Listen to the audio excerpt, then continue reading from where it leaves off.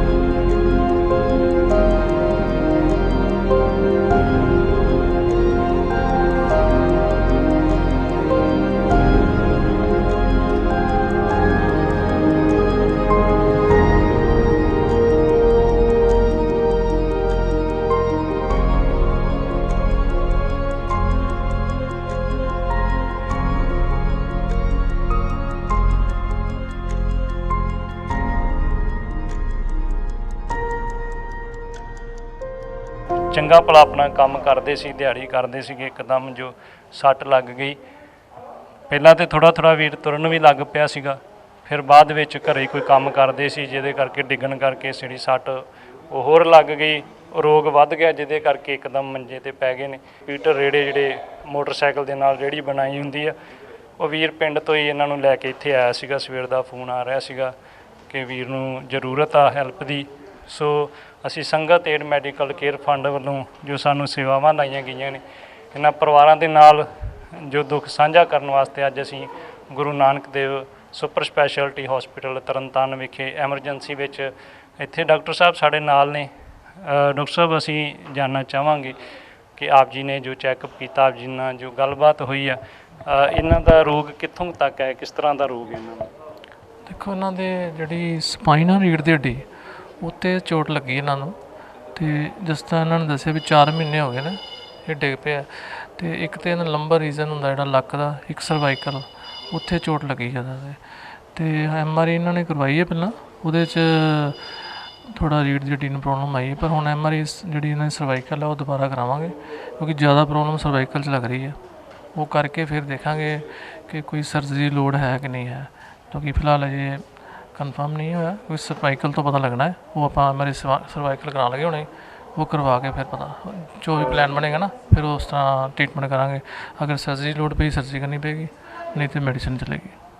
ਸੋ ਅਸੀਂ ਜੋ ਅਗਲੀ ਰਿਪੋਰਟ ਆ, ਅਗਲੀ ਗੱਲਬਾਤ ਆਪ ਜੀ ਨਾਲ ਫਿਰ ਕਰਾਂਗੇ। ਉਦੋਂ ਤੱਕ ਅਸੀਂ ਦੇਖਦੇ ਹਾਂ ਕਿ ਡਾਕਟਰ ਸਾਹਿਬ ਵੱਲੋਂ ਜੋ ਸਾਨੂੰ ਦੱਸਿਆ ਜਾ ਰਿਹਾ ਉਹਦੇ ਮੁਤਾਬਕ ਤੇ ਪਹਿਲਾਂ ਵੀਰ ਜੀ ਦੀ MRI ਹੋਊਗੀ। ਪਰਿਵਾਰ ਵੀ ਸਾਡੇ ਨਾਲ ਭੈਣ ਜੀ ਪਹੁੰਚੇ ਨੇ, ਕਾਫੀ ਹੋਰ ਵੀ ਜਗ੍ਹਾ 'ਤੇ ਮੇਰੇ ਹਿਸਾਬ ਨਾਲ ਗਏ ਹੋਣਗੇ ਡਾਕਟਰਾਂ ਨੂੰ ਦਿਖਾਉਣ ਵਾਸਤੇ, ਜਿੱਥੇ ਕਿ ਬੰਦੇ ਦੀ ਵਾਹ ਪੈਂਦੀ ਹੈ ਅਤੇ ਉਹ ਆਪਣਾ ਜ਼ੋਰ ਤਾਂ ਲਾਉਂਦਾ ਹੀ ਆ, ਪਰ ਜਦੋਂ ਕੋਈ ਆਪਣੀ ਪਹੁੰਚ ਨਹੀਂ ਹੁੰਦੀ। ਇੱਕ MRI ਰਿਪੋਰਟ ਆਪ ਜੀ ਕੋਲ ਪਹਿਲਾਂ ਵੀ ਸੀਗੀ, ਉਹ ਤੁਸੀਂ ਕਿੱਥੇ ਕਰਵਾਈ ਸੀ? ਉਹ ਅੰਮ੍ਰਿਤਸਰ ਕਰਵਾਈ ਸੀ, ਸਿਮਰਨ ਹਸਪੀਟਲ। ਹਾਂਜੀ, ਤੇ ਉਹਨਾਂ ਨੇ ਵੀ ਇਹਨਾਂ ਨੂੰ ਵਿਖਾਇਆ ਤੇ ਉਹਨਾਂ ਨੇ ਵੀ ਕਿਹਾ ਵੀ 2-3 ਲੱਖ ਰੁਪਏ ਤੋਂ ਘੱਟ ਇਹਦਾ ਇਲਾਜ ਨਹੀਂ ਹੋਗਾ, ਤੇ ਪੈਸੇ ਹੋਰਨ ਕਾਰਨ ਫਿਰ ਅਸੀਂ ਕਿਤੇ ਇਲਾਜ ਨਹੀਂ ਕਰਵਾ ਸਕੇ, ਕਿਉਂਕਿ ਛੋਟੇ ਛੋਟੇ ਬੱਚੇ, ਘਰਾਂ ਦੀ ਮਜਬੂਰੀ ਕਰਕੇ ਮੈਂ ਆਪਣੇ ਬੱਚੇ ਪਾਲਣ ਦਈ, ਕੋਈ ਹਲਫ ਵਾਲਾ ਨਹੀਂ ਹੈਗਾ, ਤੇ ਫਿਰ ਇਸ ਕਾਰਨ ਉਦੋਂ ਦੇ ਮੰਜੀ 'ਤੇ ਲੇਟੇ ਨੇ। ਤੁਸੀਂ ਜਾਂਦੇ ਹੋ ਕੰਮ ਕਰਨ ਵਾਸਤੇ? ਹਾਂਜੀ, ਘਰਾਂ 'ਚ ਮੈਂ ਕੰਮ ਕਰਦੀ, ਸਫਾਈਆਂ ਦਾ, ਲੋਕਾਂ ਦਾ ਪੋਚਾ ਝਾੜੂ ਕਰਕੇ ਬੱਚੇ ਪਾਲਣ ਦੀ। ਤੇ ਪਹਿਲਾਂ ਜਦੋਂ ਭਾਜੀ ਕੰਮ ਕਰਦੇ ਸੀਗੇ ਉਦੋਂ ਤੁਹਾਡਾ ਸਰ ਜਾਂਦਾ ਸੀਗਾ? ਹਾਂਜੀ, ਉਦੋਂ ਘਰਾਂ 'ਚ ਸਰਦਾ ਸੀ, ਫਿਰ ਵੀ ਕੰਮ ਕਰਨਾ ਪੈਂਦਾ ਨਾਲ। ਹੁਣ ਮੰਨ ਲਓ ਇਹਨਾਂ ਦੀ ਪਹਿਲੋਂ ਲੱਤ ਟੁੱਟੀ ਦੇ ਕਾਰਨ ਉਸ ਤੋਂ ਬਾਅਦ ਆ ਵੀ ਇਹਨਾਂ ਦਾ ਕੰਮ ਹੋਇਆ ਹੀ ਨਹੀਂ ਇਹਨਾਂ ਤੋਂ, ਵੀ ਥੋੜ੍ਹਾ ਥੋੜ੍ਹਾ ਤੁਰੇ ਫਿਰਦੇ ਰਹੇ। ਚੱਲ ਇੰਨਾ ਹੀ ਵੀ ਆਪਣਾ ਆਪ ਲੈ ਕੇ ਤੁਰੇ ਫਿਰਦੇ ਰਹੇ। ਇਹਨਾਂ ਫਿਰ ਦੂਰੀ ਸੱਟ ਲੱਗਣ ਕਾਰਨ ਜਮਾਂ ਹੀ ਮੰਜੀ 'ਤੇ ਪੈ ਗਏ। ਇਸ ਤੋਂ ਇਲਾਵਾ ਵੀ ਭਾਜੀ ਨੂੰ ਹੋਰ ਕੋਈ ਲੱਕ ਵਿੱਚ ਵੀ ਕੋਈ ਪ੍ਰੋਬਲਮ? ਮੈਨੂੰ ਪਤਾ ਲੱਗਾ ਸੀਗਾ ਕਿ ਜ਼ਖਮ ਵੀ ਇਹਨਾਂ ਦੇ ਹੋਏ ਨੇ। ਹਾਂਜੀ, ਉਹ ਬੈੱਡ ਦੇ ਪੈਣ ਕਾਰਨ ਇਹਨਾਂ ਦੇ ਲੱਕ ਵਿੱਚ ਜ਼ਖਮ ਵੀ ਹੋ ਗਏ ਨੇ। ਹਾਂਜੀ, ਤੇ ਕਿਉਂਕਿ ਕੋਈ ਚੁੱਕਣ ਚੁਕਾਉਣ ਵਾਲਾ ਨਹੀਂ ਹੈਗਾ, ਬੱਚੇ ਛੋਟੇ, ਮੈਂ ਕੰਮ 'ਤੇ ਚੱਲ ਜਾਂਦੀ, ਬਾਅਦ ਵਿੱਚ ਆਣ ਕੇ ਇਹਨਾਂ ਨੂੰ ਵੇਖਣਾ ਹੁੰਦਾ, ਤੇ ਫਿਰ ਇਸ ਕਾਰਨ ਬਹੁਤ ਹਾਲਤ ਵੀ ਮਾੜੀ ਕਰਕੇ ਵੀ ਕੋਈ ਘਰੇ ਸਾਂਭਣ ਵਾਲਾ ਨਹੀਂ ਹੈਗਾ। ਮੇਰਾ ਆਈਡੀਆ ਵੀ ਤੁਹਾਡੇ ਪਰਿਵਾਰ 'ਚ ਕੋਈ ਹੋਰ ਕੋਈ ਆਦਮੀ ਕੋਈ ਨਹੀਂ ਹੈ ਜਿਹੜਾ ਇਹਨਾਂ ਨੂੰ ਭਾਈ ਚੁੱਕ ਕੇ ਕੋਈ ਥੱਲਦਾ ਹੋਊਗਾ, ਜਿਹਦੇ ਕਰਕੇ ਇੱਕੋ ਜਗ੍ਹਾ ਰਹਿਣ ਕਰਕੇ ਇਹਨਾਂ ਨੂੰ ਸ਼ਾਇਦ ਬੈੱਡ ਸੋਲ ਜਿਹੜੇ ਲੱਕ 'ਚ ਜ਼ਖਮ ਵੀ ਹੋ ਗਏ ਨੇ। ਵੀਰ ਦਾ ਸਰੀਰ ਤਾਂ ਉਸ ਤਰ੍ਹਾਂ ਚੰਗਾ ਲੱਗ ਰਿਹਾ, ਵਧੀਆ, ਕਿ ਲੱਤਾਂ ਵੀ ਹਿਲਾਉਂਦੇ ਪਏ ਨੇ ਅਤੇ ਬਾਹਾਂ ਵੀ ਜਿਹੜੀਆਂ ਹਿਲਾ ਰਹੇ ਨੇ। ਸੋ ਗੁਰੂ ਸਾਹਿਬ ਭਲਾ ਕਰਨ। ਦੇਖਦੇ ਹਾਂ ਕਿ ਅੱਗੇ ਕਿਸ ਤਰ੍ਹਾਂ ਦਾ ਸਾਨੂੰ ਕਿੱਦਾਂ ਦੀ ਜਾਣਕਾਰੀ ਸਾਹਮਣੇ ਆਉਂਦੀ ਰਿਪੋਰਟਾਂ ਦੇ ਨਾਲ, ਫਿਰ ਆਪ ਜੀ ਨਾਲ ਜਾਣਕਾਰੀ ਸਾਂਝੀ ਕਰਾਂਗੇ ਕਿ ਵੀਰ ਦਾ ਇਲਾਜ ਕਿਸ ਤਰ੍ਹਾਂ ਚੱਲਣਾ। ਸੋ ਆਪ ਜੀ ਦੀ ਹੈਲਪ ਦੀ ਜ਼ਰੂਰਤ ਆ। ਸੋ ਆਓ, ਜਿਸ ਤਰ੍ਹਾਂ ਅਸੀਂ ਪਹਿਲਾਂ ਪਰਿਵਾਰਾਂ ਨਾਲ ਖੜਦੇ ਹਾਂ, ਇਹਨਾਂ ਦੀ ਵੀ ਮਦਦ ਕਰੀਏ। ਛੋਟੇ ਬੱਚੇ ਨੇ ਵੀਰ ਦੇ 2, ਅਤੇ ਉੱਠਣਗੇ ਅਤੇ ਆਪਣਾ ਉਹਨਾਂ ਦਾ ਜੋ ਪਾਲਣ ਪੋਸ਼ਣ ਕਰਨਗੇ। ਨਹੀਂ ਤਾਂ ਸਮਾਜ ਵਿੱਚ ਅਸੀਂ ਦੇਖਦੇ ਇੱਕ ਵਾਰੀ ਜਦੋਂ ਬੰਦਾ ਰਹਿ ਜਾਂਦਾ ਨਾ, ਜਦੋਂ ਰੇਸ ਲੱਗੀ ਹੁੰਦੀ ਇੱਕ ਵਾਰੀ ਪਛੜ ਜੇ ਤਾਂ ਫਿਰ ਉਹ ਨਾਲ ਨਹੀਂ ਮਿਲ ਸਕਦਾ। ਸਾਡੇ ਸਮਾਜ ਦੇ ਹਾਲਾਤ ਕੁਝ ਇਸ ਤਰ੍ਹਾਂ ਦੇ ਨੇ, ਬੜੀ ਮੁਸ਼ਕਲ ਹੁੰਦੀ ਆ ਜਦੋਂ ਇੱਕਦਮ ਰਨਿੰਗ 'ਤੇ ਕੋਈ ਚੱਲਦਾ ਹੋਵੇ ਅਤੇ ਇੱਕਦਮ ਬ੍ਰੇਕ ਹੋ ਜੇ। ਸੋ ਵੀਰ ਦੀ ਬ੍ਰੇਕ ਹੋ ਗਈ ਇਸ ਟਾਈਮ, ਅਤੇ ਅਸੀਂ ਕੋਸ਼ਿਸ਼ ਕਰਾਂਗੇ ਕਿ ਜਿੰਨੀ ਵੀ ਹੋ ਸਕਦੀ ਵੀਰ ਦੀ ਮਦਦ ਕਰੀਏ, ਇਹਨਾਂ ਨੂੰ ਆਪਣੇ ਸਮਾਜ ਵਿੱਚ ਥੋੜ੍ਹਾ ਜਿਹਾ ਆਪਣੀ ਮਦਦ ਜਿਹੜੀ ਖੁਦ ਕਰ ਸਕਣ। ਸੋ ਅਸੀਂ ਅਗਲੀ ਰਿਪੋਰਟ ਦੀ ਉਡੀਕ ਕਰਦੇ ਹਾਂ।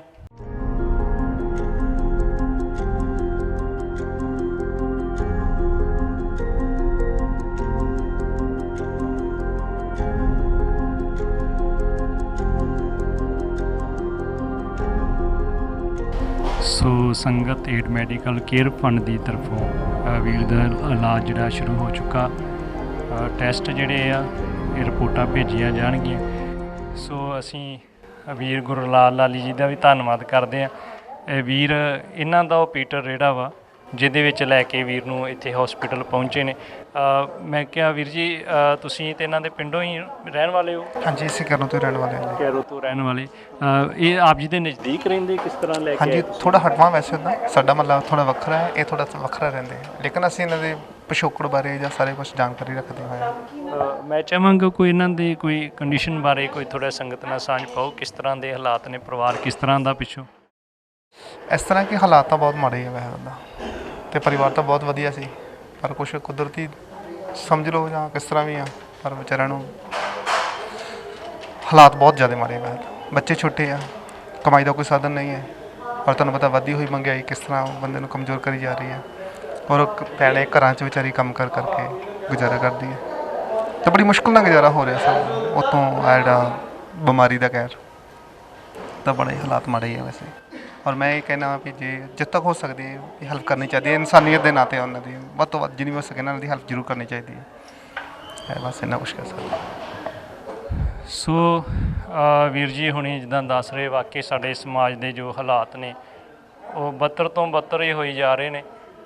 ਹੁਣੇ ਦੇਖ ਰਹੇ ਸੀਗੇ ਤੇਲ ਜਿਹੜਾ ਇੱਕਦਮ ਕਿੱਦਾਂ ਛਾਲ ਮਾਰ ਕੇ, ਇੱਕ ਤੇਲ ਹੀ ਨਹੀਂ ਸਾਰੀਆਂ ਚੀਜ਼ਾਂ ਜਿਹੜੀਆਂ ਇੱਕਦਮ ਜਿਹੜੀਆਂ ਤੂਲ ਫੜਦੀਆਂ ਪਈਆਂ ਨੇ, ਇੰਨੀਆਂ ਮਹਿੰਗੀਆਂ ਹੋ ਗਈਆਂ ਨੇ। ਪਰ ਇੱਥੇ ਇੱਕ ਚੀਜ਼ ਗੌਰ ਕਰਨ ਵਾਲੀ ਆ, ਹਰ ਇੱਕ ਚੀਜ਼ ਮਹਿੰਗੀ ਹੋ ਰਹੀ ਆ, ਪਰ ਜੋ ਦਿਹਾੜੀਦਾਰ ਬੰਦਾ ਉਹਦੀ ਦਿਹਾੜੀ ਜਿਹੜੀ ਉੱਥੇ ਹੀ ਖੜੀ ਹੋਈ ਆ, ਉਹਦੀ ਨਹੀਂ ਵੱਧਦੀ। ਜੇ ਕਿਤੇ ਉਹ ਕਹਿ ਵੀ ਦਵੇ ਮਾਲਕ ਜਿੱਥੇ ਕੰਮ ਕਰਦਾ ਕਿ ਮੇਰੇ ਥੋੜ੍ਹਾ ਜਿਹੜਾ ਮਹਿੰਗਾਈ ਭੱਤਾ ਵੀ ਨਾਲ ਜੋੜ ਦਿਓ, ਤੇ ਉਹ ਇੱਕੋ ਹੀ ਗੱਲ ਕਹੇਗਾ ਵੀ ਮਹਿੰਗਾਈ ਬੜੀ ਹੋ ਗਈ ਆ, ਨਹੀਂ ਸਰਦਾ। ਪਰ ਆਪਣਾ ਉਹ ਜਿਹੜਾ ਸਮਾਨ ਆ ਉਹ ਵਧਾਈ ਜਾ ਰਿਹਾ, ਜਾਂ ਕੋਈ ਜਿੱਦਾਂ ਜਿਸ ਵੀ ਅਦਾਰੇ ਵਿੱਚ ਉਹ ਕੰਮ ਕਰਦਾ, ਤੇ ਇੰਨੀ ਮਹਿੰਗਾਈ ਵਿੱਚ ਫਿਰ ਜਿਹੜਾ ਮੈਡੀਕਲ ਜਿਹੜੀਆਂ ਸੇਵਾਵਾਂ ਲੈ ਲੈਣੀਆਂ ਜਾਂ ਆਪਣੀ ਸਿਹਤ ਬਾਰੇ ਕੋਈ ਦਵਾ ਦਾਰੂ ਕਰ ਲੈਣਾ ਬੜਾ ਔਖਾ ਹੁੰਦਾ। ਸੋ ਇਹ ਵੀਰ ਜੀ ਦਾ ਅਸੀਂ ਧੰਨਵਾਦ ਕਰਦੇ ਹਾਂ ਕਿ ਸਵੇਰ ਤੋਂ ਇੱਥੇ ਲੈ ਕੇ ਖੜੇ ਨੇ, 4 ਘੰਟਿਆਂ ਤੋਂ ਦੱਸ ਰਹੇ ਕਿ ਐਮਰਜੈਂਸੀ ਦੇ ਬਾਹਰ ਜਿਹੜੇ ਖੜੇ ਨੇ ਲੈ ਕੇ, ਪੀਟਰ ਰੇੜੇ ਦੇ ਵਿੱਚ ਹੀ ਜਦੋਂ ਅਸੀਂ ਆਏ ਸੀ ਵੀਰ ਜੀ ਉੱਥੇ ਸੀਗੇ, ਉਹਨਾਂ ਨੂੰ ਲੈ ਕੇ ਐਮਰਜੈਂਸੀ ਦੇ ਅੰਦਰ ਆਏ ਹਾਂ। ਸੋ ਅਸੀਂ ਵੀਰ ਜੀ ਦਾ ਧੰਨਵਾਦ ਕਰਦੇ, ਇੱਕ ਇਨਸਾਨੀਅਤ ਨਾਤੇ ਜਿਹੜਾ ਇੱਥੇ ਲੈ ਕੇ ਪਹੁੰਚੇ ਨੇ। ਸੋ ਵੀਰ ਜੀ ਹੁਣੀ ਇੱਥੇ ਹੁਣ ਹਸਪੀਟਲ 'ਚ ਐਡਮਿਟ ਹੋ ਗਏ ਨੇ। ਆਪ ਸੰਗਤ ਦੀ ਜੋ ਸੇਵਾ, ਆਪ ਸੰਗਤ ਦੇ ਸਹਿਯੋਗ ਦੇ ਨਾਲ ਵੀਰ ਜੀ ਇਸ ਟਾਈਮ ਜੋ ਹਸਪੀਟਲ ਵਿੱਚ ਐਡਮਿਟ ਕਰਵਾ ਦਿੱਤੇ ਗਏ ਨੇ ਸੰਗਤ ਏਡ ਮੈਡੀਕਲ ਕੇਅਰ ਫੰਡ ਵੱਲੋਂ। ਸੋ ਅਸੀਂ ਭੈਣ ਜੀ ਨੂੰ ਬੇਨਤੀ ਕਰਾਂਗੇ, ਭੈਣ ਜੀ ਤੁਸੀਂ ਵੀ ਕੋਈ ਸੰਗਤ ਨਾਲ ਜ਼ਰੂਰ ਗੱਲ ਕਰੋ। ਸੰਗਤ ਨੇ ਹੱਥ ਜੋੜ ਕੇ ਬੇਨਤੀ ਵੀ ਇਹਨਾਂ ਦਾ ਇਲਾਜ ਹੋ ਸਕੇ, ਵੀ ਇਹਨਾਂ ਸੱਟ ਲੱਗਣ ਕਾਰਨ 4 ਘੰਟੇ ਤੋਂ ਅਸੀਂ ਆਣ ਕੇ ਬਾਹਰ ਖੜੇ ਹਾਂ, ਪੈਸੇ ਨਾ ਹੋਣ ਕਾਰਨ ਅਸੀਂ ਅੰਦਰ ਨਹੀਂ ਆ ਸਕੇ। ਵੀ ਮੇਰੀ ਇਹੀ ਬੇਨਤੀ ਵੀ ਇਹਨਾਂ ਸੰਗਤ ਇਲਾਜ ਕਰਾਵੇ ਵੀ, ਤੇ ਅਸੀਂ ਆਪਣਾ ਆਪ ਬੱਚੇ ਪਾਲ ਸਕੀਏ। ਵੀ ਇਕੱਲੀ ਨੇ ਮੈਨੂੰ ਬਹੁਤ ਮੁਸ਼ਕਲ, ਲੰਮੇ ਪੈ ਦਾ ਇਹਨਾਂ ਦਾ ਲੱਕ ਵੀ ਗਲ ਗਿਆ, ਇਕੱਲੀ ਕੰਮ ਕਰਨ ਜਾਨੀ ਆਣ ਕੇ ਇਹਨਾਂ ਨੂੰ ਵੇਹਨੀ, ਕੋਈ ਘਰੀ ਸਾਂਭਣ ਵਾਲਾ ਵੀ ਨਹੀਂ ਹੈਗਾ, ਬਹੁਤ ਜ਼ਿਆਦਾ ਮੁਸ਼ਕਲ ਹੈ। ਇਹੀ ਬੇਨਤੀ ਆ ਵੀ ਜਿੰਨੀ ਹੋ ਸਕੇ ਸਾਡੀ ਹੈਲਪ ਕਰੋ। ਸੋ ਭੈਣ ਜੀ ਚਿੰਤਾ ਵਾਲੀ ਕੋਈ ਗੱਲ ਨਹੀਂ, ਗੁਰੂ ਸਾਹਿਬ ਨੇ ਮਿਹਰ ਕੀਤੀ ਹੈ, ਸੰਗਤ ਸਾਰੀ ਆਪ ਜੀ ਦੇ ਨਾਲ ਖੜੀ ਹੈ, ਤੇ ਇਲਾਜ ਜਿਹੜਾ ਸ਼ੁਰੂ ਹੋ ਚੁੱਕਾ ਵਾ। ਤੇ ਮੈਂ ਇੱਥੇ ਦੱਸਾਂ ਕਿ ਭਾਜੀ ਦੇ 2 ਬੇਟੇ ਵੀ ਆ, ਗੁਰਮੁਖ ਨੇ, ਗੁਰਸਿੱਖ ਨੇ, ਭੈਣ ਜੀ ਦੱਸਣ ਦੇ ਸੀਗੇ ਅੰਮ੍ਰਿਤ ਛਕਿਆ ਹੋਇਆ। ਬੜੀ ਵਧੀਆ ਗੱਲ ਆ, ਕਿਉਂਕਿ ਜਿਹੜੀ ਚੀਜ਼ ਬਾਪ ਕੋਲ ਨਹੀਂ ਨਾ ਹੁੰਦੀ, ਉਹ ਕਹਿੰਦਾ ਕਿ ਮੇਰੇ ਬੱਚੇ ਕੋਲ ਹੋਵੇ। ਆਪੀ ਮੈਂ ਤੇ ਰਹਿ ਗਿਆ ਵਾਂ ਕਿ ਕਈ ਕਾਰਨ ਹੁੰਦੇ, ਜਾਂ ਸੰਗਤ ਨਹੀਂ ਮਿਲਦੀ, ਉਹੋ ਜਿਹੀ ਅਟੈਚਮੈਂਟ ਨਹੀਂ ਹੁੰਦੀ। ਤੇ ਦੱਸਣ ਦੇ ਭਾਜੀ ਕਿ ਮੇਰੇ 2 ਬੇਟੇ ਨੇ ਛੋਟੇ, ਦੋਵੇਂ ਗੁਰਸਿੱਖ, ਤੁਸੀਂ ਤਾਂ ਦੇਖਦੇ ਹੋ। ਹਾਂਜੀ ਹਾਂਜੀ ਹਾਂਜੀ, ਬਹੁਤ ਵਧੀਆ ਨੇਚਰ, ਬਹੁਤ ਵਧੀਆ ਆ, ਤੇ ਉਹ ਗੁਰਮੁਖ ਨਾਲ ਜੁੜੇ ਹੋਏ ਨੇ, ਪਾਠ ਕਰਦੇ ਨੇ, ਬਹੁਤ ਵਧੀਆ ਬੱਚੇ ਨੇ। ਸੋ ਅਸੀਂ ਜਦੋਂ ਇਲਾਜ ਕਰਾਵਾਂਗੇ, ਭਾਜੀ ਠੀਕ ਹੋ ਕੇ ਜਾਣਗੇ, ਤੇ ਉਹਨਾਂ ਬੱਚਿਆਂ ਦੇ ਵੀ ਮਨ 'ਤੇ ਅਸਰ ਹੋਏਗਾ ਕਿ ਜਿਹੜੀ ਸੰਗਤ ਆ, ਗੁਰੂ ਕਿਸ ਤਰ੍ਹਾਂ ਵਰਤਦਾ ਨਾ, ਉਹ ਜਦੋਂ ਦੇਖਣਗੇ ਇਸ ਤਰ੍ਹਾਂ ਵੀ ਸੰਗਤ ਕਿੱਦਾਂ ਸੇਵਾ ਕਰਦੀ ਹੈ, ਉਹਨਾਂ ਦੇ ਮਨ 'ਚ ਵੀ ਹੋਏਗਾ।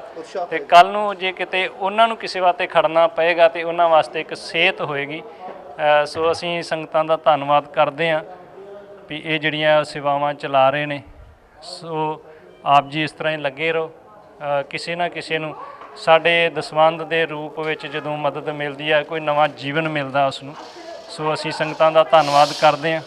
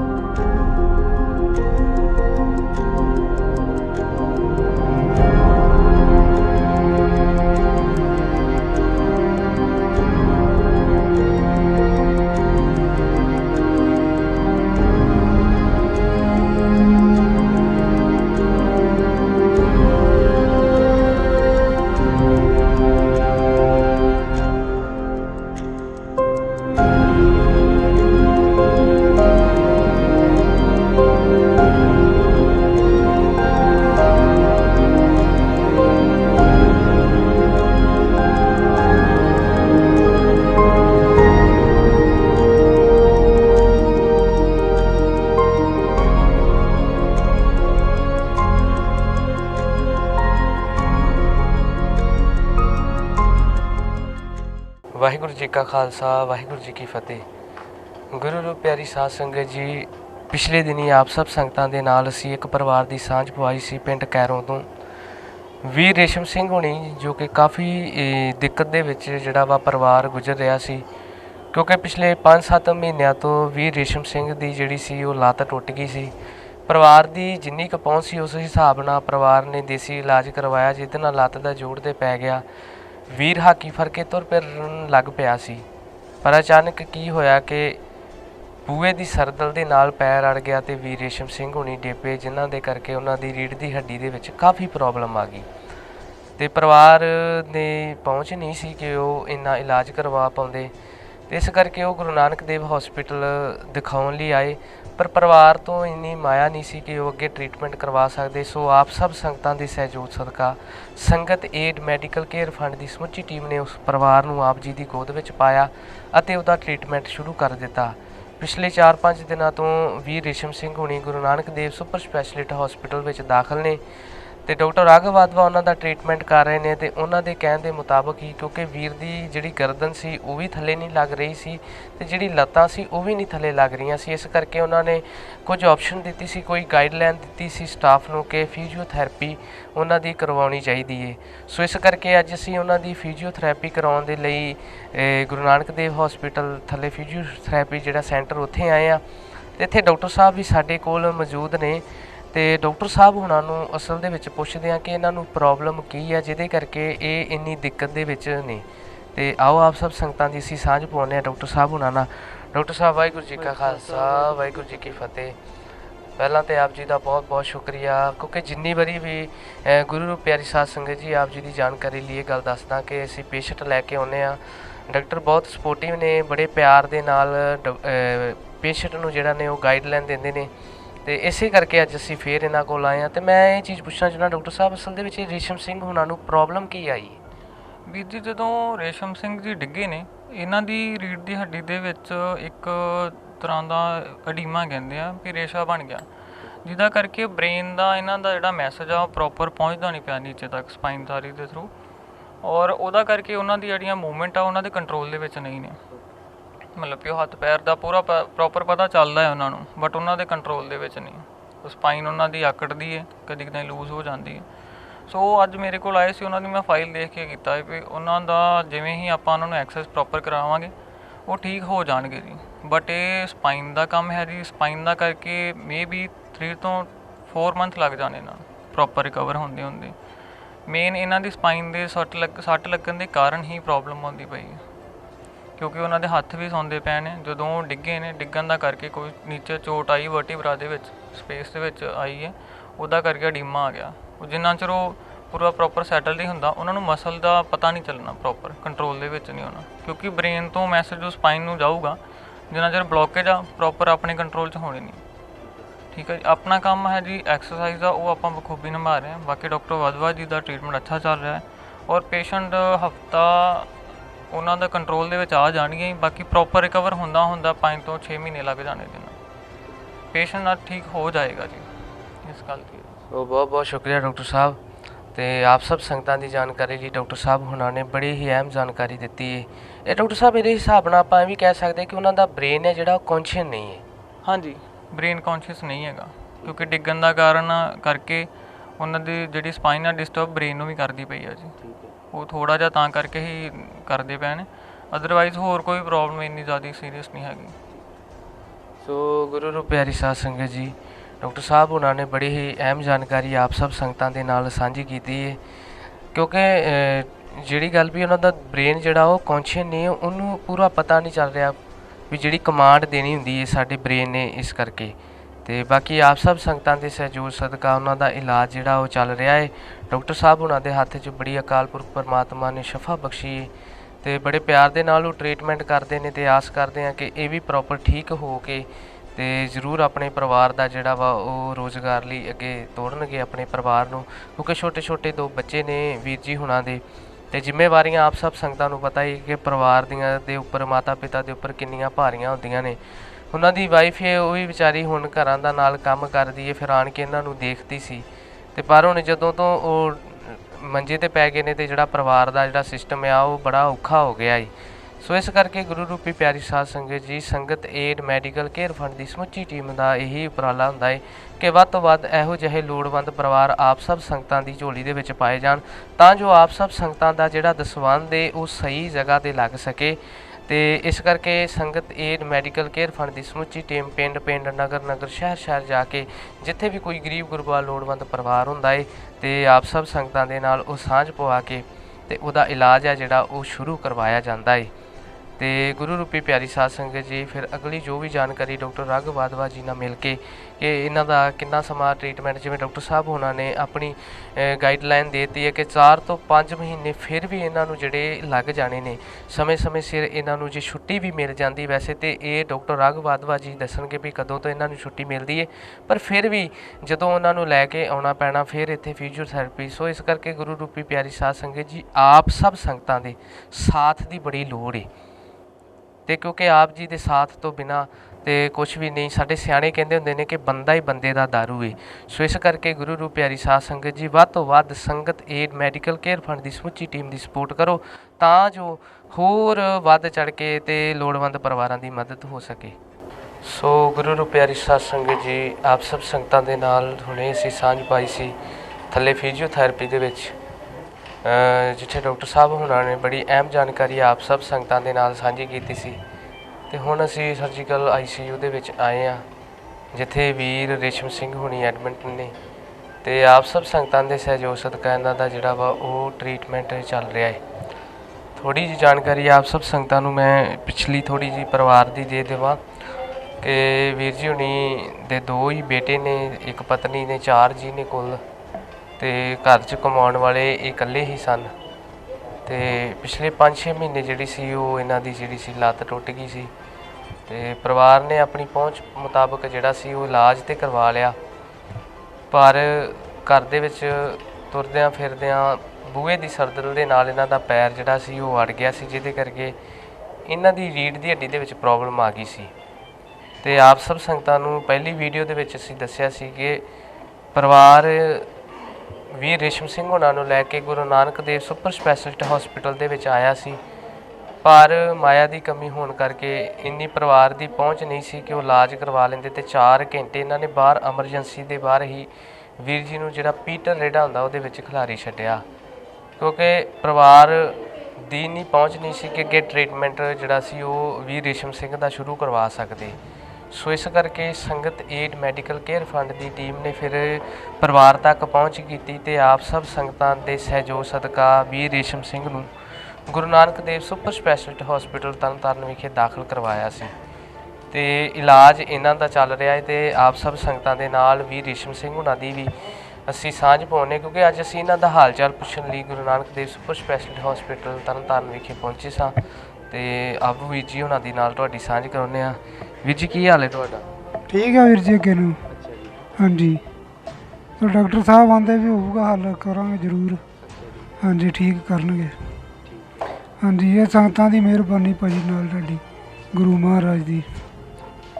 ਜੀ ਆਪ ਜੀ ਲੰਮੇ ਸਮੇਂ ਤੋਂ ਕੀ ਨਾਲ ਲਈਦਾ, ਮਤਲਬ ਪਹਿਲਾਂ ਲੱਤ ਵੀ ਆਪ ਜੀ ਦੀ ਟੁੱਟੀ ਰਹੀ ਤੇ ਹੁਣ ਆਪ ਜੀ ਕੀ ਨਾਲ ਲਈਦਾ ਵਾ, ਜਦੋਂ ਫਿਰ ਰੀੜ੍ਹ ਦੀ ਹੱਡੀ ਦੇ ਵਿੱਚ ਪ੍ਰੋਬਲਮ ਆ ਗਈ ਤੇ ਕੀ ਕਿਸੇ ਭੈਣ ਭਰਾ ਤੋਂ ਜਾਂ ਮੈਂਬਰ ਪੰਚਾਇਤ ਨੇ ਆਪ ਜੀ ਦੀ ਕੋਈ ਸਹਾਇਤਾ ਨਹੀਂ ਕੀਤੀ? ਜੀ ਨਹੀਂ, ਕਿਸੇ ਨੇ ਕੀਤੀ।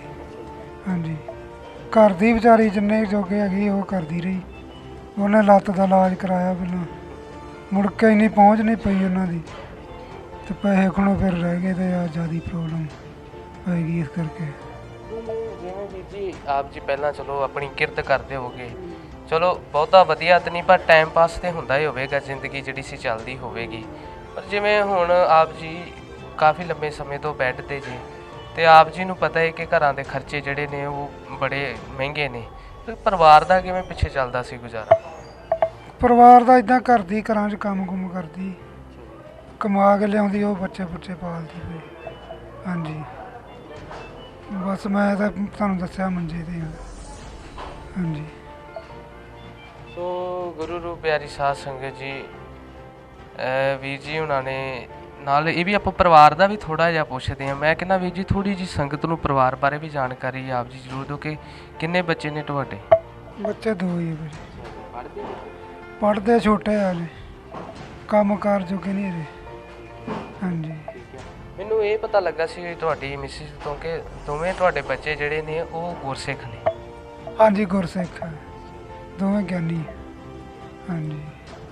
ਸੋ ਗੁਰੂ ਰੂਪ ਪਿਆਰੀ ਸਾਧ ਸੰਗਤ ਜੀ, ਦੇਖੋ ਆਪ ਵੀ ਜੀ ਭਾਵੇਂ ਸਹਿਜਧਾਰੀ ਨੇ, ਪਰ ਫਿਰ ਵੀ ਜਿਵੇਂ ਕਿਸਾਨ ਹੁੰਦਾ ਹੈ, ਕਿਸਾਨ ਜਦੋਂ ਫਸਲ ਬੀਜਦਾ ਏ ਤੇ ਉਹ ਆਪਣੀ ਪਰਵਾਹ ਨਹੀਂ ਕਰਦਾ। ਆਪਣੇ 'ਚ ਭਾਵੇਂ ਉਹਦੇ ਕੁੜਤੇ ਨੂੰ ਪਜਾਮੇ ਨੂੰ ਕੁਛ ਲੱਗਾ ਵੀ ਹੋਵੇ, ਪਰ ਉਹ ਫਸਲ ਨੂੰ ਆਪਣੇ ਧੀਆਂ ਪੁੱਤਾਂ ਵਾਂਗੂ ਪਾਲਦਾ ਏ, ਸਮੇਂ ਸਿਰ ਪਾਣੀ ਲਾਉਂਦਾ ਏ, ਖਾਦ ਪਾਉਂਦਾ ਏ। ਕਿਉਂਕਿ ਕਹਿੰਦਾ ਵੀ ਇਹਨੇ ਆਉਣ ਵਾਲੀ ਪਨੀਰੀ ਨੇ ਸਾਡੇ ਘਰ ਦਾ ਰੁਜ਼ਗਾਰ ਚਲਾਉਣਾ ਏ। ਇਵੇਂ ਵੀਰ ਜੀ ਨੇ ਆਪ ਭਾਵੇਂ ਸਹਿਜਧਾਰੀ ਨੇ, ਫਿਰ ਵੀ ਇਹਨਾਂ ਨੇ ਆਪਣੀ ਫਸਲ ਨੂੰ ਬਚਾਇਆ ਹੈ, ਆਪਣੇ ਧੀਆਂ ਪੁੱਤਾਂ ਨੂੰ। ਉੱਥੇ ਇਹ ਜਿਹੜੀ ਗੱਲ ਹੈ ਇਹਨਾਂ ਦੀ ਪਤਨੀ ਨੂੰ ਵੀ ਜਾਂਦਾ ਹੈ, ਕਿਉਂਕਿ ਆਪ ਜੀ ਨੂੰ ਪਤਾ ਹੈ ਕਿ ਇੱਕ ਮਾਂ ਹੁੰਦੀ ਹੈ ਜਿਹੜੀ ਆਪਣੇ ਬੱਚੇ ਨੂੰ ਸਾਧ ਵੀ ਬਣਾ ਸਕਦੀ ਹੈ ਅਤੇ ਉਹ ਚੋਰ ਵੀ ਬਣਾ ਸਕਦੀ ਹੈ।